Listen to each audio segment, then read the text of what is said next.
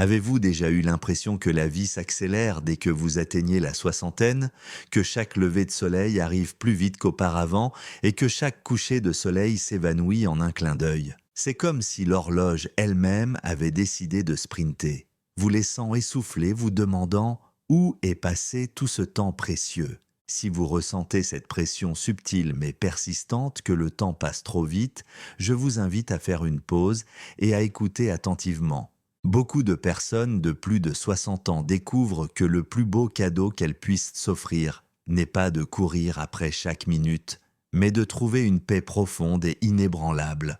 C'est une paix qui vient du fait d'apprendre qui fait partie de notre cercle et qui n'en fait pas partie. Et ce genre de clarté peut vraiment changer une vie. Et si vous réalisiez que les mauvaises personnes dans votre vie sapent silencieusement votre bonheur, votre estime de vous-même et même votre santé? Selon diverses études sur le bien-être émotionnel des personnes âgées, les relations toxiques ou négatives peuvent entraîner des niveaux de stress plus élevés, qui à leur tour peuvent conduire à des complications physiques telles que l'hypertension, un affaiblissement du système immunitaire et un risque accru de dépression. Le coût émotionnel peut être particulièrement élevé à un stade de la vie où votre énergie et votre temps sont plus précieux que jamais. Vous avez moins de temps à perdre et votre esprit et votre cœur ont besoin d'un bouclier protecteur contre les personnes qui sapent votre joie. Il ne s'agit pas d'exclure toutes les personnes qui vous agacent, mais d'identifier celles qui franchissent constamment vos limites, minimisent votre valeur et vous montrent systématiquement que votre bien-être ne fait pas partie de leurs priorités. Aujourd'hui, nous allons aborder un sujet qui peut sembler inconfortable au premier abord, mais qui est absolument nécessaire pour quiconque accorde de l'importance à sa tranquillité d'esprit. Parfois, les plus grands défis à la stabilité émotionnelle ne viennent pas d'étrangers. Ils viennent de personnes de notre propre cercle familial, des proches que vous aimez profondément, mais qui vous font plus de mal que de bien. Certains sont faciles à repérer. D'autres se cachent derrière des gestes qui semblent attentionnés en surface, mais qui sont en réalité contrôlants ou manipulateurs. Soyons réalistes. Quand on a dépassé la soixantaine, chaque jour est précieux. C'est le moment de cultiver la paix intérieure, de réfléchir à son développement personnel et de passer des moments enrichissants avec ceux qui nous apprécient à notre juste valeur. Mais ce n'est pas toujours le cas lorsque certains membres de la famille sont présents. Il existe 4 types de proches qui peuvent perturber votre harmonie intérieure, éroder votre confiance en vous et même nuire à vos relations avec les autres. Si vous laissez ces schémas se poursuivre sans réagir, vous risquez de vivre vos dernières années dans un stress, une tension ou une culpabilité inutile. Vous méritez mieux que cela. Vous méritez une vie qui respecte et célèbre la sagesse que vous avez acquise, les histoires que vous avez vécues et l'amour que vous avez encore à donner. Dans un instant, je vais vous montrer comment reconnaître ces 4 types de personnes et les tenir à distance avec douceur mais fermeté, afin de préserver votre énergie et votre santé mentale. Mais avant de continuer, je vous invite à vous abonner à cette chaîne ou à rester à l'écoute des prochains contenus qui vous fourniront d'autres conseils essentiels pour vivre pleinement votre vie, quel que soit votre âge. Il est facile de ne pas remarquer les signes qui indiquent que certains comportements nous pèsent et on ne sait jamais quelle information pourrait changer notre perspective et nous protéger contre les influences toxiques. Commençons donc par nommer le premier type de parent que vous devriez éviter ou tenir à distance après 60 ans. Celui-ci est peut-être le plus facile à repérer, mais aussi le plus tentant à excuser ou à pardonner à maintes reprises. Nous avons tous un membre de notre famille qui n'apparaît que lorsqu'il a besoin de quelque chose. Il peut s'agir d'un neveu qui appelle à l'improviste pour demander un prêt, d'un cousin qui débarque soudainement pour vous demander une faveur, ou même d'un frère ou d'une sœur qui refait surface avec un énorme problème à vous refiler. Ils peuvent te dire « Tu m'as tellement manqué, comment vas-tu ?» Mais derrière cette façade, ils attendent juste le bon moment pour changer de sujet et dire « Au fait, tu peux m'aider avec ce petit problème que j'ai ?» Au fil du temps, vous commencez à voir le schéma se répéter. Cette personne ne prend pas de vos nouvelles pour savoir si vous vous sentez seul, si vous avez besoin d'aide à la maison ou si vous avez simplement envie de discuter avec quelqu'un pendant un après-midi tranquille. Elle disparaît quand tout va bien pour elle et ne refait surface que lorsque sa vie rencontre un obstacle. C'est un cycle épuisant où l'on se sent utilisé, même si cela est présenté de manière polie et gentille. Vous savez que cette relation est déséquilibrée lorsque votre téléphone sonne et que vous vous attendez immédiatement à une demande. Selon certains experts en santé mentale, ces rencontres répétées peuvent entraîner une fatigue émotionnelle, un sentiment d'être sous-estimé et même un doute de soi. Vous pouvez commencer à vous demander si votre seule valeur réside dans ce que vous pouvez apporter plutôt que dans qui vous êtes. Pour les personnes âgées de 60 ans et plus, le coût émotionnel de telles interactions augmente de manière exponentielle. Vous avez traversé des décennies de hauts et de bas dans votre vie, et il est essentiel de protéger le temps qui vous reste de ceux qui ne voient en vous qu'une ressource. Au lieu de chaleur, ces proches vous apportent un épuisement émotionnel.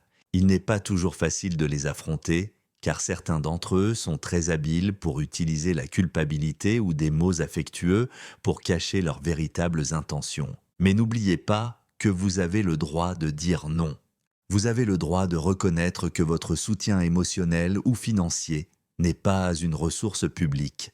En fixant des limites fermes, vous vous libérez et pouvez offrir votre gentillesse et votre aide de manière sincère, plutôt que de vous sentir contraint ou manipulé. Passons maintenant au deuxième type, qui peut se cacher derrière une façade d'attention. Il s'agit du membre de la famille qui semble vous mépriser et vous traiter comme si vous aviez soudainement perdu toute capacité à penser par vous-même. Il peut formuler ses propos de manière à donner l'impression qu'il se soucie de vous. « Maman, tu ne devrais vraiment plus conduire, ce n'est pas prudent à ton âge. » Ou « Laisse-moi m'en occuper, tu ne comprends pas comment ça marche. » À première vue, cela peut sembler protecteur, mais avec le temps, vous commencez à percevoir un manque de respect constant. Il prend des décisions à votre place sans vous consulter, vous coupe la parole lors des réunions de famille et agit généralement comme si votre expérience et votre opinion n'avaient plus d'importance. Il est vrai qu'avec l'âge, nous avons parfois besoin d'un peu d'aide ou de prudence dans certaines activités.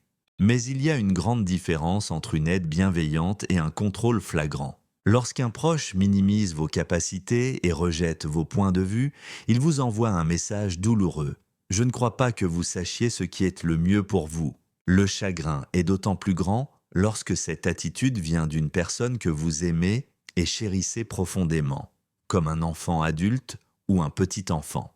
Vous avez peut-être consacré toute votre énergie, votre amour et vos ressources à élever cette personne pour finalement être traité comme un spectateur incapable dans votre propre vie. Si vous ignorez cette dynamique, les conséquences peuvent être importantes. Des recherches menées par divers instituts de gérontologie et de soins aux personnes âgées ont montré que le sentiment d'impuissance dans les décisions quotidiennes entraîne souvent une augmentation de l'anxiété, de la dépression et une perte d'identité. C'est comme si vous voyiez votre identité s'effacer, remplacée par un discours imposé selon lequel vous devez être choyé. Vous pourriez commencer à remettre en question vos propres jugements. Devriez-vous vraiment aller faire votre promenade matinale tout seul? Êtes-vous vraiment incapable de gérer vos propres finances?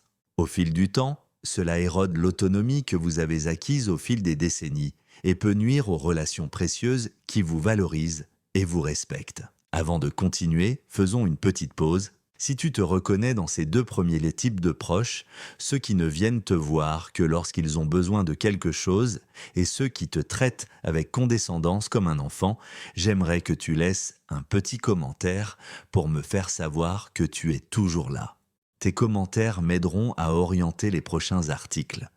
Et si vous ne l'avez pas encore fait, pensez à vous abonner ou à nous suivre. Nous avons encore beaucoup d'autres réflexions pratiques et sincères à vous proposer. Parlons maintenant d'une troisième catégorie qui peut être particulièrement déchirante car elle implique de profondes blessures émotionnelles, le parent qui vous reproche tout et utilise le passé comme une arme. Il s'agit peut-être d'un enfant qui vous accuse de ne pas être assez présent, ou d'un frère ou d'une sœur qui vous rappelle toutes les erreurs que vous avez commises et ne vous laisse jamais dépasser vos regrets. Cette personne n'hésite pas à dire je suis comme ça à cause de toi. Ou, si tu avais mieux agi, ma vie ne serait peut-être pas comme ça. Chaque conversation se transforme en reproche, chaque réunion en occasion de ressasser de vieilles rancunes. Cette dynamique peut être dévastatrice pour une personne de 60 ou 70 ans qui cherche à vivre une vie plus paisible. Il y a une angoisse particulière à essayer de réparer les dégâts, de présenter des excuses ou de montrer des remords, pour finalement voir ses efforts rejetés comme insuffisants. Vous passez peut-être des nuits blanches à vous demander si vous avez vraiment échoué, si vous êtes vraiment la cause de tout leur malheur. Ce poids émotionnel peut être paralysant. Vous repassez en boucle des souvenirs vieux de plusieurs décennies, disséquant chaque décision que vous avez prise, chaque conversation que vous avez eue, essayant de comprendre ce que vous auriez pu faire mieux. Pourtant, quelle que soit votre volonté de vous racheter, ils continuent à brandir leurs reproches comme une épée, transperçant vos défenses et vous laissant dans un état de culpabilité perpétuelle. Il est important de se rappeler que la guérison d'une relation nécessite la coopération des deux parties. Si vous êtes le seul à faire des efforts, à vous excuser, à tendre la main, à proposer des solutions, tandis que l'autre personne utilise votre histoire comme une chaîne infinie pour vous retenir, il est peut-être temps de prendre du recul et de protéger votre cœur. Selon les thérapeutes familiaux, les reproches incessants peuvent augmenter le niveau de stress, réduire l'estime de soi et même augmenter le risque de certaines maladies liées au stress chronique. Vous ne devriez pas avoir à vivre sous le poids d'accusations incessantes, surtout lorsque vous avez déjà essayé de réparer le passé. Passons maintenant au quatrième et dernier type, le parent qui répand constamment la négativité et vous fait vous sentir inférieur. Cette personne ne vous reproche peut-être pas directement quelque chose et ne se montre pas toujours uniquement pour l'argent, mais elle s'efforce de saper votre joie. Elle peut vous dire « Pourquoi te donnes-tu la peine d'apprendre cette nouvelle technologie ?» ou « N'est-ce pas ridicule à ton âge de te lancer dans un nouveau passe-temps ou d'envisager de voyager à l'étranger ?» Elle prétend peut-être être réaliste, mais en réalité, elle jette un froid sur tous vos espoirs et vos aspirations. Vous avez peut-être mentionné que vous vouliez rejoindre un groupe social ou vous mettre à la peinture et elle vous a répondu « À ton âge, à quoi ça sert ?» Ou peut-être avez-vous trouvé l'amour ou envisagez-vous de déménager et elle secoue la tête comme si vous aviez perdu la tête. Plutôt que de célébrer votre désir de vivre pleinement votre vie, elle met en avant tous les obstacles possibles, semant le doute dans votre esprit. Si vous ne faites pas attention, leurs paroles peuvent s'enraciner dans votre esprit et vous convaincre que vos jours de croissance et d'aventure sont loin derrière vous. Ne vous y trompez pas, la négativité de ces personnes peut corrompre votre enthousiasme et l'image que vous avez de vous-même. Quand quelqu'un vous répète sans cesse que vos projets sont voués à l'échec, que vos nouvelles ambitions sont imprudentes ou que vos joies ne sont pas appropriées à votre âge, cela peut vous démoraliser. Parfois, la négativité est si subtile, un roulement des yeux ici, une remarque sarcastique là, que vous remarquez à peine son effet cumulatif. Pourtant, avec le temps, ces petites critiques s'accumulent et forment une montagne de découragement, réduisant votre volonté d'essayer de nouvelles choses ou de chérir de nouvelles expériences. Des études suggèrent que les personnes âgées qui gardent une attitude positive et restent ouvertes à de nouvelles aventures jouissent d'une meilleure santé cognitive, d'une mémoire plus vive et d'un sentiment général de plus grande satisfaction.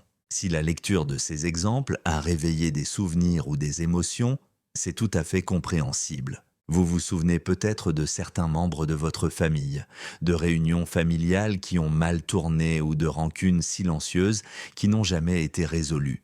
Vous ressentez peut-être cette culpabilité familière ou la frustration de savoir que quelqu'un continue de profiter de vous. Ce malaise peut être le premier pas vers la libération. La prise de conscience est puissante.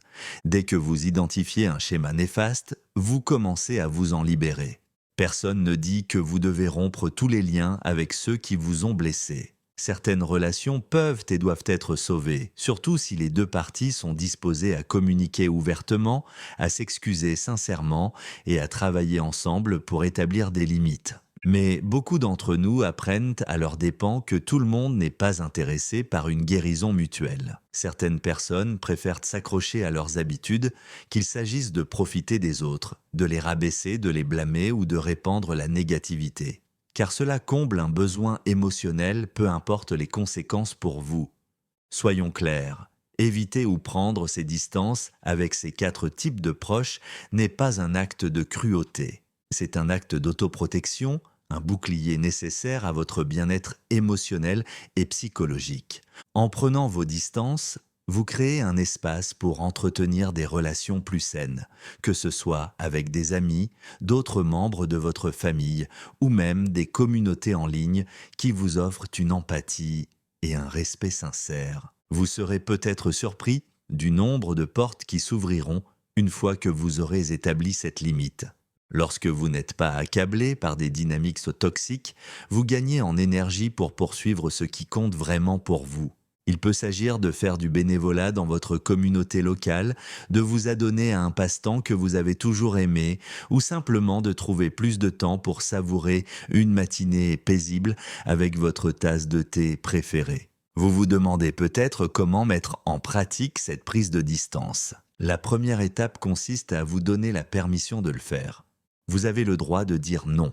Vous avez le droit de ne plus répondre au téléphone si chaque conversation se termine par de l'hostilité ou de la manipulation. Vous avez le droit de limiter les visites ou d'organiser des réunions dans des lieux neutres où vous vous sentez plus en contrôle. Vous avez le droit de vous exprimer et de dire « Je ne suis pas à l'aise avec ce genre de discussion » ou « J'ai décidé de ne plus m'engager dans des disputes sur le passé ».